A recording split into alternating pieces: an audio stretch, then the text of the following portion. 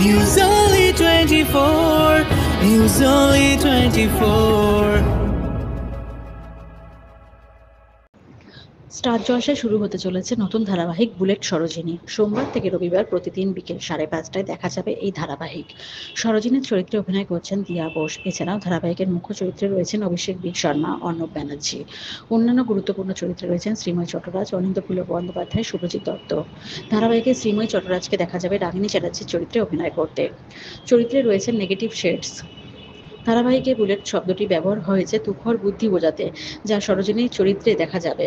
তিনি ধারাবাহিকে একজন মহিলা সাংবাদিকের চরিত্রে রয়েছেন, যার লক্ষ্য রয়েছে অনেক, কিন্তু শেষ অবধি সরোজিনীর কাছে ভালোবাসা নাকি লক্ষ্য, কোন বিষয়টার গুরুত্ব পাবে তা জানতে হলে দেখতে হবে বুলেট সরোজিনী। স্বর্ণ অনেক বেটার এক্সপ্লেন করতে পারবে। আমাদের প্রত্যেকটা চরিত্রের একটা বিশেষ ভূমিকা থাকে এবং প্রত্যেকটা চরিত্রে খুব যত্ন করে তৈরি করা হয়। আমাদের ধারাবাহিকের বিশেষতা এটাই যে আমরা প্রত্যেকটা চরিত্রকে খুবই গুরুত্বপূর্ণভাবে এক্সপ্লোর করি বা দেখাই, যাতে করে এরকমটা কখনো হয় না যে আমরা একজন, দুজন, তিনজন চরিত্রের ওপর নির্ভর করে আমাদের ধারাবাহিককে এগিয়ে নিয়ে যায়। তো এখানেও আমাদের গল্পে অনেক ভাঁজ আছে, অনেক দিক আছে এবং প্রত্যেকটা চরিত্রের নিজস্ব কিছু গল্প আছে। তো ভালো লাগবে দেখতে, অনেক দিন যাতে দেখতে পারেন আপনারা, তার জন্য যা যা রসদ দেওয়ার সেটা আমরা চেষ্টা করব দিতে। সবাই অবশ্যই দেখবেন। ধারাবাহিক কিছু বলার জন্য রূপাদি যেটা বললেন এক্ষুনি, যে আমরা সবসময় চেষ্টা করি এমন চরিত্রের গল্প বলতে যে চরিত্রের সাথে দর্শক নিজেকে রিলেট করতে পারে। কখনো এরম না মনে হয় যে সিনেমা বা সিরিয়াল, যেটা আমরা ভাবি যে না সিনেমা অতিরঞ্জিত কিছু একটা, যেটা লোকে মেলাতে পারছে না বা কিছু। আমরা গ্রাউন্ড লেভেলের গল্প নিয়ে কাজ করার চেষ্টা করি সাধারণত, যাতে দর্শকরা নিজেদের সাথে রিলেট করতে পারেন। আমাদের গল্পের নায়িকাদের বা প্রতিটা চরিত্রের লড়াই, তাদের ভালোবাসা, তাদের জিত, তাদের হার, সবটা যেন দর্শক ভাবেন যে তাদের সাথেই ঘটছে, তারাই জিতছেন, তারাই হারছেন, তারাই লড়ছেন এবং তারাই লক্ষ্যে পৌঁছেছেন। তো এই গল্প তার থেকে আলাদা কিছু নয়।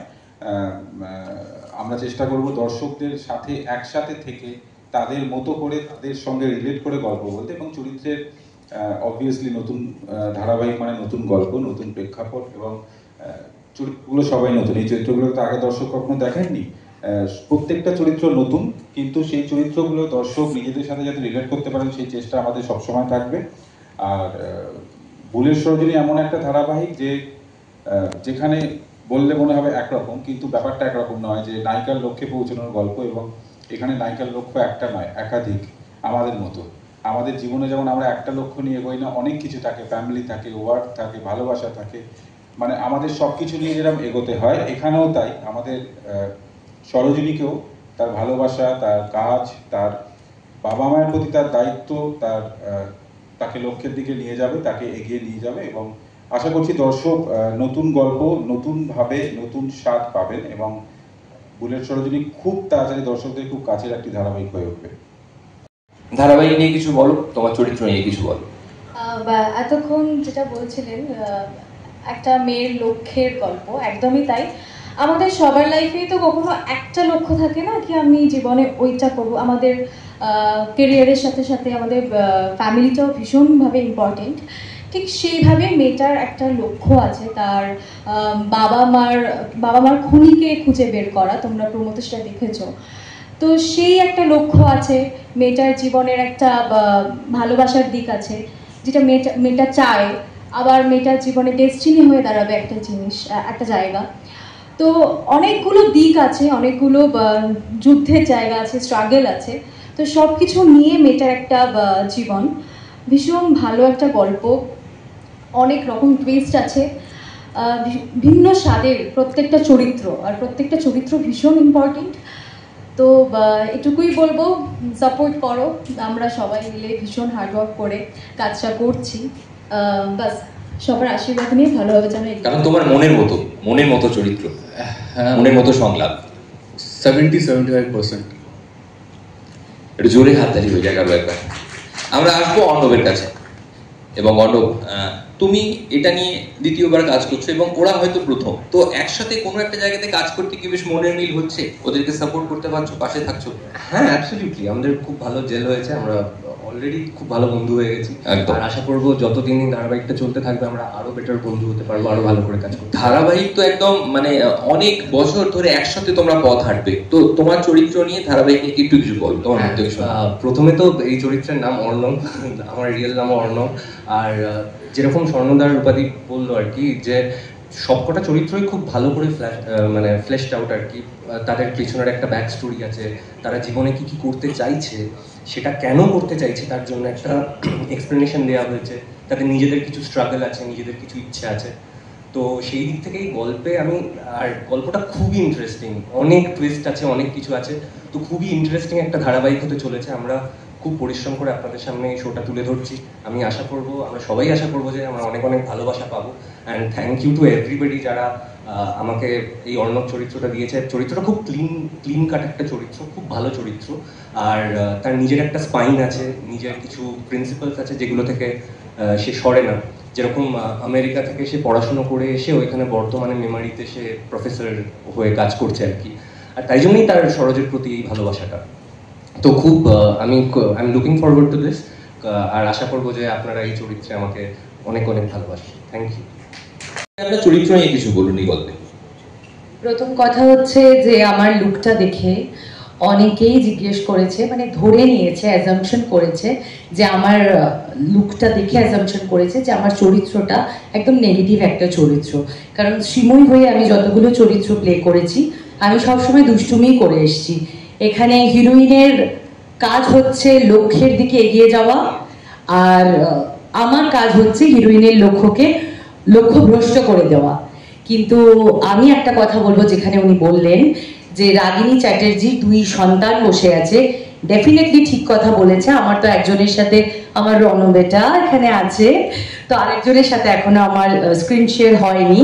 কিন্তু একটা কথা আমি বলবো, আই মাস্ট সে, সেটা হচ্ছে যে এই যে রাগিনী চ্যাটার্জি চরিত্রটা, এটা কি বাইরে যেরকম তাকে দেখতে লাগছে সে কি আদৌ তাই, মন থেকেও কি তাই? এবং যদি সত্যি সে দুষ্টুমি করে থাকে তার পেছনে কি কারণ আছে, তার জীবনের কোন পরিস্থিতি তাকে এখানে এনে দাঁড় করিয়েছে। রাগিনী চ্যাটার্জির জীবনেও অনেক কিছু রয়েছে, অনেক গল্প রয়েছে, অনেক স্ট্রাগল রয়েছে। এবং এই বুলেট সরোজিনী গল্পটা এমন একটা সুন্দর গল্প, এত সুন্দর বুনন, আমি এখনো অবধি যতটুকু জানতে পেরেছি রূপাদির কাছ থেকে এবং স্বর্ণেন্দুদার কাছ থেকে। তো এখানে প্রত্যেকটা চরিত্র, এখানে যারা যারা বসে আছেন, আমাদের এন্টায়ার কাস্ট অ্যান্ড ক্রিউ, প্রত্যেকের চরিত্রের বুননগুলো খুব সুন্দর। এটা এক দৃষ্টিতে দেখে বা এক ঝলকে দেখে তাকে একটা ধরে নেওয়া বা অ্যাজাম্পশন করার চরিত্র নয়। এখানে অনেক টুইস্ট আছে, গল্পের অনেক মোড় আছে। এবং আপনারা প্রমোতে দেখেছেন যে রাগিনী চ্যাটার্জি সেতার বাজাচ্ছেন, তার মানে জানবেন, আপনারা বুঝতেই পাচ্ছেন যে রাগিনী চ্যাটার্জি একজন প্রথিতযশা একজন সঙ্গীত শিল্পী, তার ওটাও একটা আলাদা দিক আছে। তো সব মিলিয়ে যদি দেখতে হয় তাহলে আগামী 5ই মে থেকে, সোম থেকে রবি, ঠিক সন্ধ্যে 5:30টায় স্টার জলসায় বুলেট সরোজিনী দেখবেন। আপনারা এতদিন স্বর্ণেন্দুদা এবং রূপাদির অনেক প্রজেক্টকে ভালোবাসায় ভরিয়ে দিয়েছেন, সুপার ডুপার হিট করেছেন, এবং এই প্রজেক্টটাও আপনাদের কাছে আমি আশা রাখছি খুব ভালো লাগবে আপনাদের। এবং আমি এই প্রজেক্টের বাইরে গিয়ে একটা ছোট্ট কথা বলবো, সেটা হচ্ছে যে আমি শ্রীময়ী হিসাবে বলছি, এটা আমাকে বলতেই হবে। সেটা হচ্ছে আমি রূপাদি এবং স্বর্ণেন্দুদার কাছে এবং স্টারের এন্টায়ার স্টারের যারা রয়েছেন, কৌস্তভীদি, অঙ্কিতাদি, সপ্তরাদি, লোপাদি, সবার কাছে, রায়দি, সবার কাছে, যাদের নাম মনে করতে পারলাম না, সরি, ক্ষমা করে দেবেন। আমি তাদের কাছে কৃতজ্ঞ। তার কারণ হচ্ছে আমাদের কাছে, আমাদের প্রত্যেকটা অভিনেতা অভিনেত্রীর কাছে একটাই আকর্ষণের বিষয় থাকে যে তারা কখন ভালো চরিত্র পাবে। আমরা অনেক সময় অনেক জায়গায় অডিশন দিই, অনেক সময় লুকসেট করি, অনেক সময় অনেক ছবি জমা দিই, কিন্তু চরিত্রগুলো কপালে না থাকলে বা খাপে খাপ খায় না অনেক সময়। তো সেখানে আমি সদ্য মা হয়েছি, আমার যখন কাজটা আসে, আমার এখনো মনে আছে শিবরাত্রির দিন স্বর্ণদা আমাকে ফোন করেন, এবং আমার এটাই ভালো লাগছে যে এত কিছুর বাইরেও যে একটা মা হওয়ার পর একটা শারীরিক গঠনের পরিবর্তন হয় এবং একটা ছোট বাচ্চা, সিজার হয়েছে, তারপরেও যে ওনারা আমাকে এইরকম একটা দাপুটে চরিত্রে হতে পারতো হয়তো 2-3 দিনের চরিত্র বা কম দিনের চরিত্র, যে ওনারা ভরসা করে আমাকে দিয়েছে, এটার জন্য আমি ওনাদের কাছে অনেক কৃতজ্ঞ। আমি ভাষায় বলে প্রকাশ করতে পারছি না। শুধু আমার দায়িত্ব হচ্ছে চরিত্রটাকে ফুটিয়ে নিয়ে যাওয়া এবং ওনাদের মান সম্মান, ওনাদের ভরসাটা রক্ষা করা। Thank you so much.